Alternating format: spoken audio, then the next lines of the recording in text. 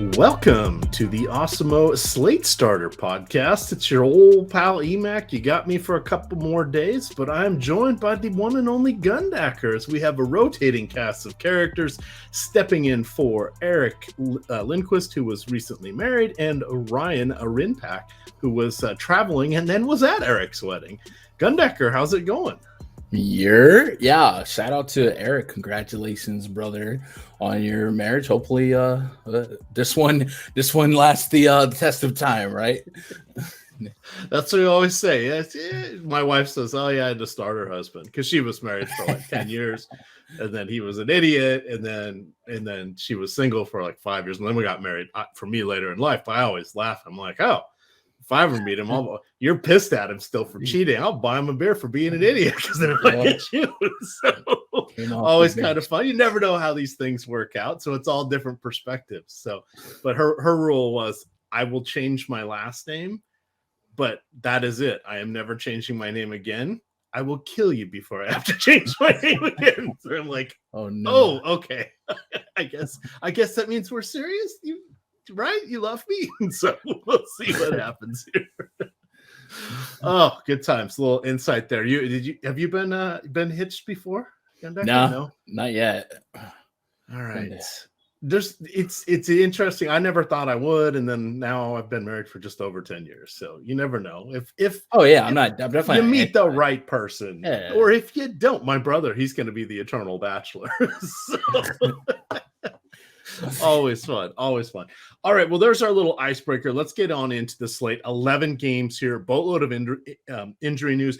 As you guys and gals that are listening know, we're going to just go by position here, loosely point guard, shooting guard, then small forward, power forward, and then center. A lot of overlap these days with DK and FanDuel now both having multi-position eligibility, and then I'll wrap up each position quickly with what we've got over on Yahoo. We're not going to dive into a lot of the moving parts because so much is going to change throughout the day, and then it will reshuffle the deck with the 5:30 injury report, and then as we head into lock.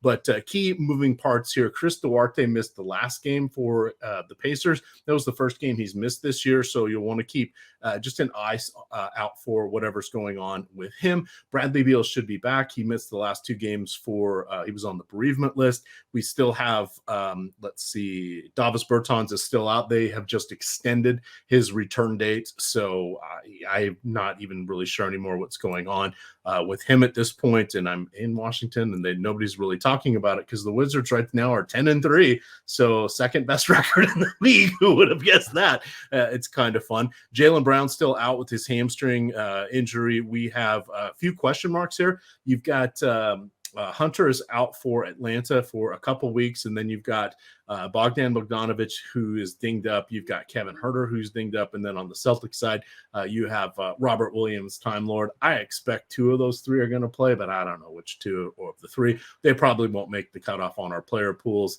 As we continue on down, Nerlens Noel still going to be out.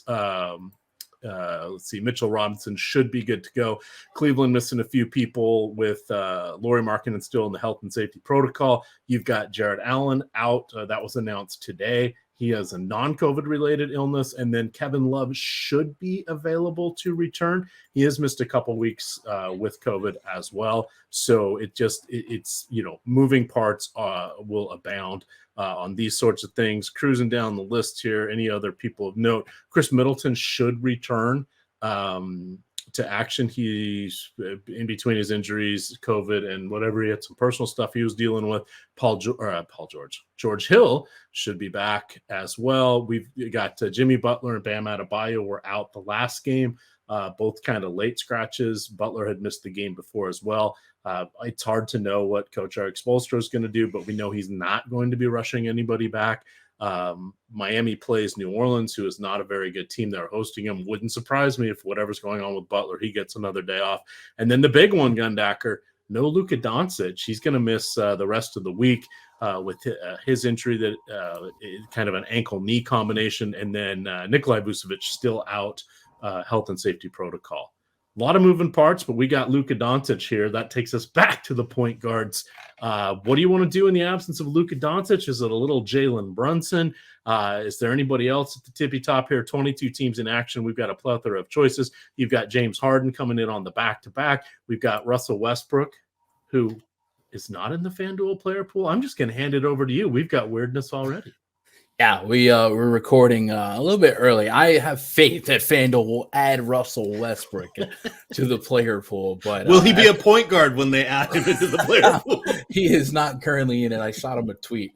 But yeah, Luka Doncic being out. I mean, it's 11 game slate. There's going to be opportunities everywhere to find value and find guys that are underpriced and overpriced. But I don't know that it's going to become more obvious than Jalen Brunson without Luka. 6,500 on FanDuel, 5,700 on DraftKings. You expect him to really be a point per minute in his production, even in a tougher matchup like the Suns guard defense. There really just doesn't seem to be enough risk here to not go after the reward. I would assume early on Brunson's going to trend as one of the highest owned players on the slate in the absence of Luka. Luka did get some MRIs and work done. Everything came back, negative. It looks like he's going to be fine. He's going to miss some time, but it shouldn't be a super extended absence. And we'll see if the sites correct Brunson's price point after the slate. But I think right now we just take advantage of Brunson as one of the core plays on the slate. All right, as we continue on down the pricing list, you've got LaMelo Ball. He is now 10,700. It is well-deserved. He's going to go against the Washington Wizards. Surprisingly, the Washington Wizards 10-3 on the season. In their last 5 games, they have allowed no one to score more than 100 points. And there was New Orleans that got 100 on them in a loss. I think it was 103-100.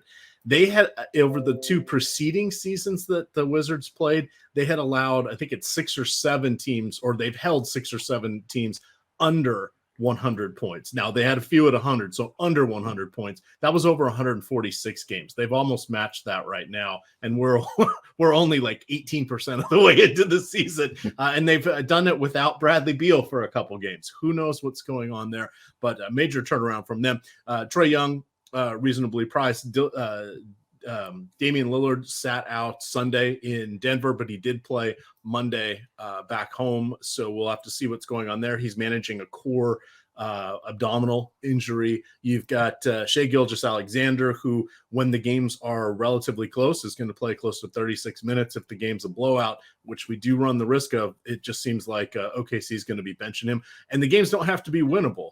They just need to be close. They need to be competitive. That's basically all they're looking to do, is get their core youngsters reps while the games are competitive. Just get them, just a little time under the fire there.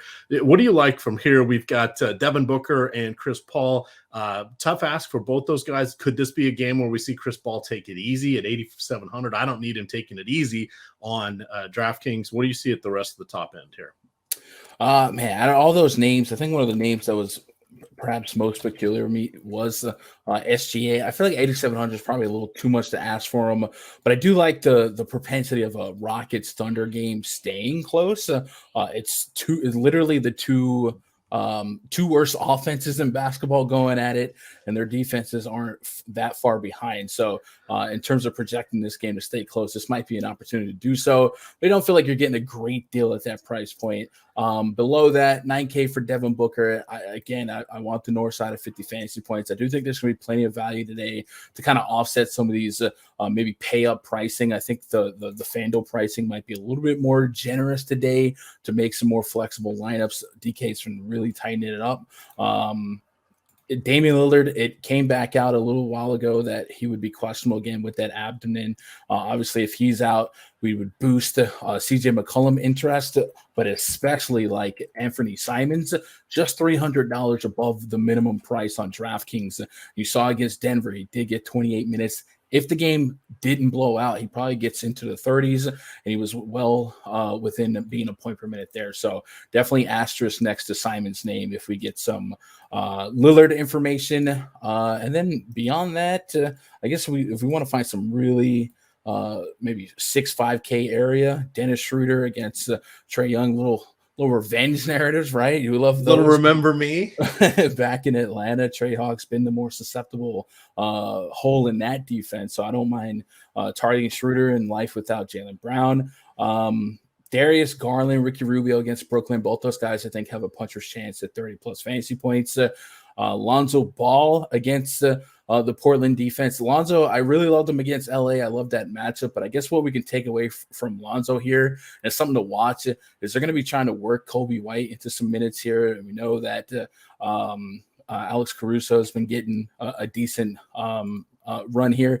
Will a lineup like Nurkic and Rocco in the front court ask the Bulls to be as bigger as, if that's the case, does Lonzo not get to 37, 38 minutes, but maybe closer to 30? Lonzo definitely a lot of volatility in his lineup, but we love the peripherals, so maybe he's more of a FanDuel type of guy here. No one else from the real low area sticking out. Like I said, Jalen Brunson is just like the golden goose right now. So he'd definitely be where I start this slate. And if some of that Miami news shook out the right way, obviously Tyler Hero becomes a question mark at 7,500. Yep, and same thing, just pivoting off to Miami. You've got Kyle Lowry at 77 on FanDuel. He is 78 on DK. He's someone that would move towards the front of the line there, but a lot of moving parts here. There will be good plays that appear. It's kind of a fool's errand to chase those around at this moment. If we quickly look at Yahoo, of course, they are the sponsor of It used to be the Early Bird podcast. They are the sponsor of the Slate Starter podcast. When I hosted 200 or 300 of these, that was the early bird. So my apologies for calling this the early bird. But other than that, if we go over here and look at the Yahoo pricing, Shai Gilgeous-Alexander, 32. That's quite intriguing over on Yahoo. You've got Kyle Lowry at 28. That equates out to high sixes, low sevens on the other side. Jalen Brunson is at 20. That is not a screaming value, but with the Phoenix playing at a faster pace than that they did last year, and also their defense isn't quite as stout as it was. That will improve a little bit with DeAndre Ayton back, but this is his pricing is better on the other sides. But at 20, if we look for 25, 32-ish range for his fantasy points, that's perfectly acceptable for Brunson. But you could go other directions. It's not gonna crush you. If you could get the Anthony Simons, that would be a way to go at 12. So that's our Yahoo pricing. If we move back over here to DraftKings, kind of go back up to the top at shooting guard here. We've got a similar cast of characters. We introducing a couple new ones. You got Anthony Edwards. You got CJ McCollum. Karis LeVert has missed a couple games there with the back fracture, or he had a hairline fracture in his back or vertebrae, and he missed a fair amount of time. He played a back-to-back and then didn't back-to-back with the back injury, and seemed to have, I believe he played a back-to-back, and it seemed like I guess that wasn't a full back-to-back. The third Halloween he had off, but he ended up missing another week. There are going to be times throughout the season where this just doesn't feel right. He's overdone it. Something's happened, travel, the whatever. We're going to see him miss time for here and there. He's someone who missed time anyway before, but now it really is. I'll be shocked if he plays more than 60 games. But as long as he doesn't have any major setbacks, he's going to be in and out of the lineup. If he's in, well, it kind of mutes a lot of the players. If he's out, Brogdon gets a bump. If Brogdon's actually healthy, you get TJ McConnell gets a bump, etc. We've had Jeremy Lamb, who's had a bunch of injuries, so it's hard to figure out what the heck's going on in Indiana. Rick Carlisle not really seemingly interested in playing Domantas Sabonis a lot of minutes, so a lot of moving parts there. But back up to the top of the two guard, I'm handing this back over to you with Anthony Edwards making that next step. It looks like more often than not, he's going to be a 20-point-a-night scorer. He has had 48. He had his career high 4 games ago with 48. He's got a 27 in there, a 28, 24, 25. It looks like he's moving into being a nice wingman there for Karl Anthony Towns. What do you like at the top of the two guard? Yeah, Edwards is a guy you kind of look at for deep minutes. I do think his price point is efficient and his volatility is wide enough that he's usually just a fringe tournament play for me, because D'Angelo Russell can have that big game. Cat can have that big game. But for the position itself, I do kind of have hankering for looking at Bradley Beal. So far this season, I really liked to pick on the Charlotte Hornets. The Hornets have the fourth fastest pace in all of basketball, 100.1.8 possessions per game right now. And they've parlayed that with the fourth worst defensive rating in basketball. So they're bleeding fantasy points. They're bleeding real points, which in turn with those possessions bleeding fantasy points. And you add some more possessions implied for Washington. Bradley Beal, I don't know if he's going to be playing with any extra motivation today, but he is at least rested compared to some of his teammates here. And he's going to be a big minute guy in competitive games, 37 minutes or more in 3 of his last 4 games. So I do think he could be one of those obvious in retrospect kind of plays. Wouldn't be a core guy for me, but is somebody I'm at least intrigued with because I'm always looking to attack the Charlotte Hornets. Slate to slate. As we get a little bit deeper into the shooting guard position, we already talked about Schroeder, but Cade Cunningham, I think at 6,100. I think this is one of those players that we watch evolve price wise, and people get stuck on the first price that you were able to play him at. And with Cade, he's had a couple of rocky outings in those first few, but we're seeing a guy get to big league usage, right? First pick for a reason. And if we look at his last couple of games, only one game in his last 1, 2, 3, 4, 5, really since in his career has he had a less than 20% usage rate. Against Sacramento that hit 27%, and we saw the minutes grow into 35. Is he unleashed? And if he is, I think he could be a guy that in a month we look back halfway through the season, he could be an AK player, and we might regret the days we didn't really play him at 6,100. So I do like some Cade Cunningham exposure today. Brunson, of course, we already talked about. He's shooting guard eligible on DK as well. Lou Dort against Houston. I haven't been the biggest Dort guy to start the season. I felt like a lot of the memories of Lou Dort came where it was just him and Theo Maledon playing 40 minutes. But to give the devil his due, so far this season and really in his last 10 games, been giving you double-digit shot attempts, and he's stuffing the stat sheet. And I talked about earlier with the little SGA interest. We're talking 2 very bad teams, the Rockets and the Thunder, and this game could stay close. If it stays close, you get full allotment of minutes here, and Lou Dort under 5K could really be a nice stocking stuffer if he gets you 25 to 30 as your window range of outcomes. And I really think that's a realistic range of outcomes. He's exceeded 30 DraftKings fantasy points in 3 of his last 4. So he kind of sticks out. As we get a little deeper than that, I'm not really that enamored by anyone in particular. I will say we saw Joe Harris miss last night. If he continues to miss another stretch of game, you're probably still going to expect deeper minutes for Patty Mills, for Bruce Brown, guys like that. So Patty Mills is priced at 3,500. They really didn't do a ton to adjust his price point if you're going to get 30 minutes and double-digit shot attempts, with most of them being 3-point attempts. So I do like Patty Mills at the very bottom of the barrel.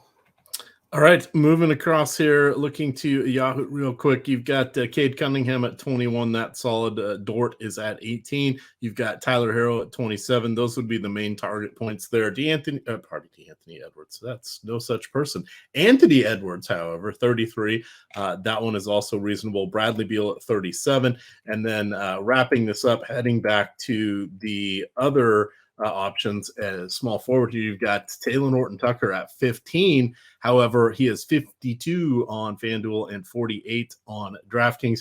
He is going to be playing heavy minutes again. They need him out there to be a ball handler. He has responded nicely. He was out with I can't remember if it was a thumb injury, I think is what it was. But he, in his 2 games that he's returned, he played in back-to-backs, 27 minutes on Saturday, 37. I think it was Sunday or maybe it was Sunday. I've lost track of my days. Whatever he has played, it was a back-to-back 27 and 37 minutes. This is the problem when you look ahead, play the actual game, see your results the next morning, and look ahead again. You lose track. It's like, wait, which day was that? Was that a week ago, or was that just 24 hours ago? It's a lot of moving parts here, Gundacker. Working our way from the bottom to the top here. Taylor Horton-Tucker, what else you got here? Small forward. Yeah, Tucker, I'm definitely going to double down on. We've seen 27 minutes in his first night back, and in 37 minutes against Chicago. I think a lot of that was the fourth quarter. Game was over. AD had already been ejected, so we probably had to taper our expectations. But I saw that there's some reports that LeBron James might be ready to go on Friday, so this might be that last showcase. Hey, don't put me on the bench type of opportunity for him. Double-digit shot attempts likely there. If you played DFS last year, if you've been watching Summer League or preseason, Taylor Horton Tucker is a bucket, right? So I definitely think he's very viable, but would have to get to 30 fantasy points or greater to feel like it's the right play. But I'm there. Also in the small forward spot, if we're moving middle to up, because we eat our hot dogs from the middle. Man, Josh Giddey, I can get to a little bit of him, look for 30 fantasy points. That's kind of the median expectation if he gets into a competitive game of deep, 30, 34 minutes. I don't mind that. I don't want to get to like any of the, I'm not super interested in Ingram against Miami if Butler and Adebayo do play. I guess Jason Tatum at 10.2K. He still has 50-plus fantasy point potential in the absence of Jaylen Brown, but we haven't seen that be as consistent as we have in years past. So there's no warm and fuzzies there. And then Miles Bridges, 8,100. He's an uncomfortable click, but minutes are something that he is not allergic to, man. 37-plus minutes is likely a range of outcome for him in competitive basketball games. So I don't mind looking his way. I think overall, small forwards feeling like it's going to be one of our more shallow positions on the slate. So we just kind of have to lock into a few guys. And I guess I scrolled over Sadiq Bey a little too fast. I do think 30-plus fantasy points is real with him. Usually with the Pistons, I'm on Bey, Jeremy Grant, Cade Cunningham, and I usually don't get too creative since Olynyk's been out. But in its sense, we've seen Killian Hayes have a couple big games. But I think it's going to be a really shallow position overall in the small forward spot today. And sorry, I was looking up some additional news here. Did you mention Miles Bridges? Yeah. So what do you think about the minutes have really been there for him. The field goal attempts sort of there. Charlotte, horrible defense, actually playing at one of the faster paces this year. It's a tough matchup going against Washington, and we don't get to say that very often, but Washington playing at a deliberate pace, and then again, they've like flipped the script on their defensive efficiency here. So this isn't a gimme, but he is uniquely his game is unique enough to go against the Washington front court that Harrell's not going to stop him, and Mr. Position Defense himself, Daniel Gafford, really not going to be in it. He will stand there and get posterized. He'll look good. He'll have made the right choice, and his footwork will be fantastic. But he's still going to give up the bucket to Bridges here. Can we? I don't think we can make him a core play though. But he would be someone if he was, so he's 81 on DK. If he was like 73. He'd be cruising up to the top of our list on, where is he on? FanDuel. He is at 83. Again, a similar thing there. It's one of those where, and this isn't, fear of missing out. 34 on Yahoo. If I was going to play him anywhere, it would be on Yahoo. This isn't fear of missing out or his price being too high.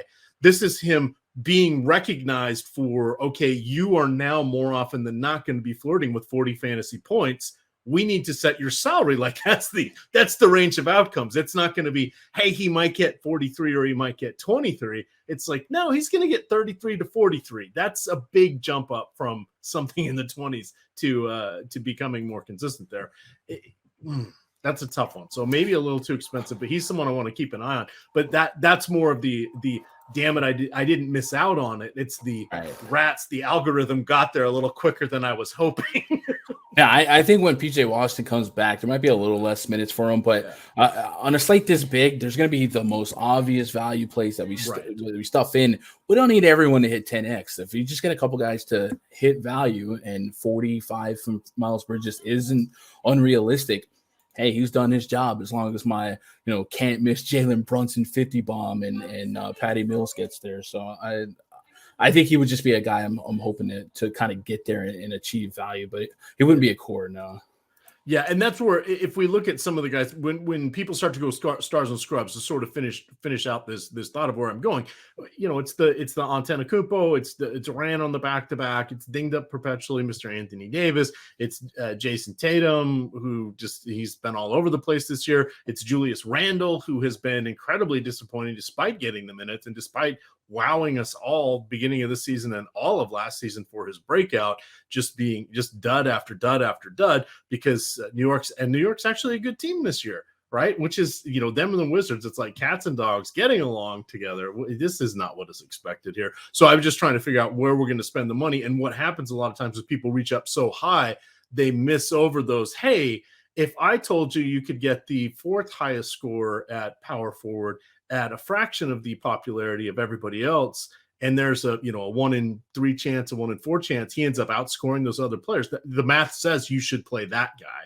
And that's where, we can look at the boom bust tool and all the fun stuff we have here at Awesemo that help us look at this. But I like to just kind of see where I'm going, figure out where I'm going to do some hand building, where I'm going to adjust increase the player exposure, or make sure I get a certain number in my lineups, just because I think people are going to be on a miss or going to miss somebody. And to me, it might be Miles Bridges, but it's an interesting one. Just threw out a whole bunch of names at power forward there. None of those guys really stood out, but Kristaps Porzingis, the unicorn, 7,400 there on DraftKings. He's had several good games playing alongside Luka. How does he do without Luka? We see it the other way. Yeah, no, man, he has definitely been. The other night, you needed him really to win 100K. So I definitely think Luka will garner Porzingis will garner a ton of ownership for this slate. Without Luka, I guess I can run a on-off court query to get the specifics here, but you got to imagine that I think the highest correlated ownership will go to Jalen Brunson and Luka. Phoenix's front court with Ayton back in the mix, with Jay Crowder there, with Mikal Bridges. It may be an easier path to success for a guy like Jalen Brunson in that situation than Porzingis. But the usage will be there and the responsibility will be there. And you got to assume for them to have a solid game, Porzingis will have to have a solid game. Since the beginning of last year in the split with Luka off, Porzingis on, Porzingis has a 28.9% usage rate in over 550 minutes with a 1.2 fantasy point per minute production, which is really good. So if he can hold that up in a tougher matchup at 7,400, you're paying a premium here. But I do think 40 plus fantasy points is well within the range of outcomes. And as you saw last night, 50 plus is also not off the table. So I definitely don't dislike Porzingis, but I would imagine he's going to garner a lot of ownership just for the simple fact that Doncic is going to be down. So yeah, I think we start the power forward position with Porzingis. Looking around him, a big game on this slate is the Lakers at Milwaukee. Milwaukee obviously playing super fast pace, and early look at this spread. We got a 1.5. No, that can't be. That's from the wrong. We got maybe we don't have a line on this one yet. I have Boston.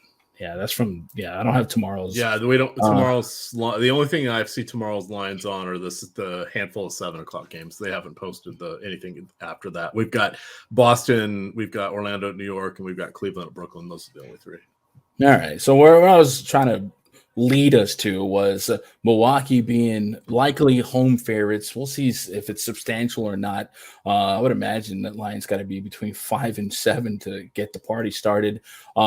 AD versus Giannis. AD definitely soured the field, getting ejected the other night against the Bulls. Wasn't having a huge game here, but it looks like he should play this one. He'll be probable. And the Bucks like to run a fast-paced style of offense, so we might have a buyer's remorse situation to cash in on a big AD game.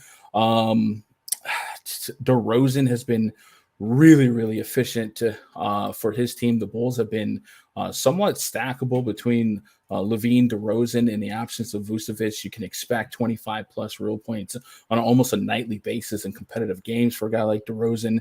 He's at 8,900, kind of an uncomfortable price of, remember, our historical expectations for DeRozan. But, you look at that, the boom bust probability, and you look at his last 10 games, he's giving you over 50 in at least 4 of the last 10. So it's not out of the cards for him to thrive here. You get further down, man,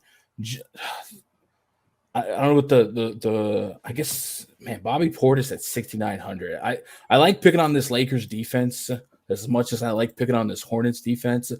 Bobby Portis at 69 is tough. Yeah, Middleton might be back in the mix, and while Portis probably will still start just because Brook Lopez is still out, that's just shots that are going to go to a different player that's not Pat Connaughton, that's not Grayson Allen, that is someone that they're going to be the ones that lose out on that their opportunity that they've had for the last 2 weeks. So here's a fun name, right? 5,300. In the absence of Mobley and Jared Allen, who represent 80 minutes apiece, this feels like Kevin Love at 5,300, catching the Nets here. If he does get inserted into this lineup, we've seen him be well over a point per minute in earlier this season when he was getting run. So I wonder if you told me 25 to 30 minutes was possible for Kevin Love. I know we have some conditioning concerns, but you feel like he's been working on that. I think I might get to a little bit of Kevin Love in the mid tier. Carmelo Anthony, I think I can get to without LeBron James for another game, pace up spot where you're likely going to need him to continue to be somewhat overly efficient from shooting threes on the season, but there should be plenty of shots to get up in that matchup. So that's where I'm at on the mid tier. Yeah, so the Kevin Love thing, he's in the 7 games he did play, he came off the bench in all of them. He averaged 21 minutes per game. And in that time, he was averaging not quite 1.1 fantasy points per minute, or right around, depending on which your side of choice is. So that's doable. That's not horrible. He is going to be the only guy there. We know he's not going to expend energy on defense. He should have some rebounds luck into him. And if he gets 10 to 12 field goal attempts in relatively limited minutes, he could get there. And now we're talking, and this is just us saying baseline, not worst case scenario, but baseline bare bones. And there's room for a little more. Now, he's not going to play 40 minutes. He probably isn't going to play 30. But what if he played 28 minutes? And what if he flirts with 40 fantasy points? Now we're talking. Now we got something to consider here. So these are the little things we'll want to keep our eye on and just see as we continue to look at the slate as we get more news. Of course, 22 teams in action. We're going to get a lot. You guys will definitely want to look at the deeper dive show. That'll be 2.5 hours before lock. You're going to get live before lock. That'll be the last hour prior to lock. That's on the Awesemo YouTube channel. You get the deep dive article. That's going to be Adam Scher. That'll be posted probably around 3:00. You're going to get DFS building blocks posted by me. I'll put a little lesson in there. I'll put in a few core plays, but I will always put players in that article because it needs the shelf life. My plays in those will always be good. There will be better plays that appear for value. There will be different superstars that show up. But when I was talking about, would you want to get the second or third best player at this spot? Those are going to be the guys in the article I write. So it'll always be a core building block article. So you can check that out. You're going to get a leverage article from T. McBee. We got all sorts of good content there. How are we able to get this good content? Well, we appreciate all of you hitting the like button. That helps us battle this pesky YouTube overlord. The other thing is subscribe. We are approaching 66,000 subscribers. We're only about 150, 200 away. That is just an impressive number. And then, of course, we have our partnership with Yahoo. So for those of you who are listening on your phone, the link will be there. It'll be easier for you to go through it if you go to the YouTube page. Sometimes the hyperlink doesn't always work. But if you're not yet a member at Yahoo, go sign up over there. All you got to do is come through our link. That's the important thing. So they know that we sent you. You put in a $10 deposit. They'll match you $10. And then as soon as you play your first paid contest, they'll send us an email and said, hey, this person came in on your link. Here's their contact information. We'll reach out to you with the coupon code that'll get you 30 free days of Awesemo premium content, all access.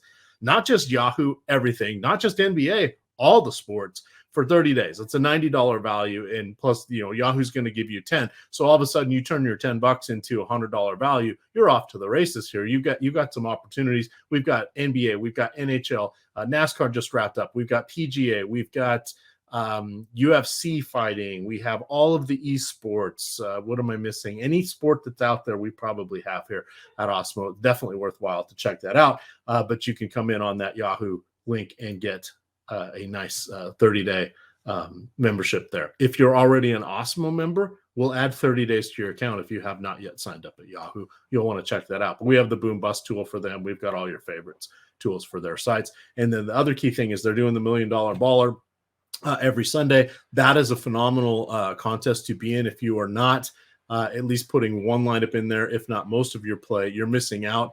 Let's see. This week, they once again are adding $200,000 to the prize pool. So they are, you're playing against $800,000 in entries, and they're paying out $1 million. That's right, $1 million.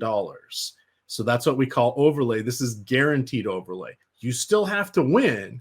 The cash line isn't any different. However, you're playing, 80% of the field at full payout instead of 100% of the field at 93% payout. So not a bad way to go. Not a bad way to go. Definitely check that out. All right, Gundacker, we got one more position left. It is the centers. Take us to the top here. Karl Anthony Towns, Jonas Valanciunas. What do you got for us? A dinged up Bam Adebayo, Christian Wood. What happened to the phenomenal fantasy production we saw last year? He's disappointing as all get out. The last two games, 20 fantasy points in 26 minutes, 27 fantasy points in 27 minutes. What happened? Did he hurt himself going to the bank carrying those bags of money?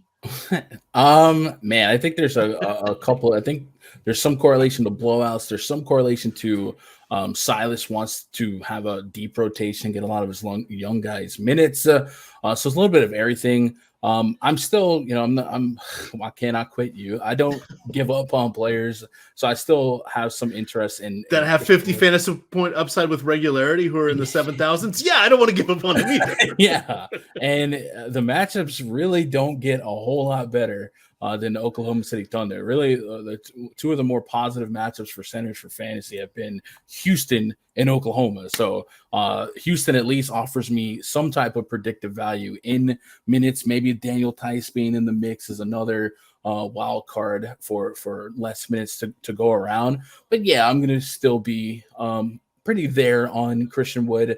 Mentioned Karl Anthony Towns. I also like picking on Sacramento. Cats at 10.4. You really need him to be one of the top 3, top 4 producers on the slate in the context of a 10-game slate. Just a funny sight. I see Zion Williamson at 10K. I think I'm gonna fade that today. Can we talk about it's calories? 10,000 calories. I mean, I got yeah. One of the ongoing or the developing stories right now. We're in the third quarter of this Brooklyn Nets game. LaMarcus Aldridge is basically in street clothes. And Steve Nash has said he's not out because of an injury. So just speculating, did they perhaps, or are they perhaps trying to keep Aldridge rested for night 2 of a back-to-back, where tonight he might play and maybe Blake sits or something like that? If that's the case, Aldridge comes in at 5K. We've seen him drop 30-plus fantasy points in 20 minutes, so maybe he's somebody we keep in the back pocket against the Cavs front court. Another name that stood out to me earlier was Montrezl Harrell. I only like him on DK 6,600, and this is only because I love the fast-paced, bad defense of the Hornets. I know Bradley Beal's back, and it's going to take a lot of the top off, but this is more of a deep field tournament kind of guy for me. As far as the mid-tier goes, I think it's really par for the course. If the Bam Adebayo news shook the right way, obviously you run right back to Dwayne Dedmon because they're still going to be without Markieff Morris. But that's going to be super contingent on news. And then Clint Capella might be way too cheap, Emac. 32 plus minutes in 4 games straight right now. So all that, minute diet plan going on earlier in the season, we can put all that to rest.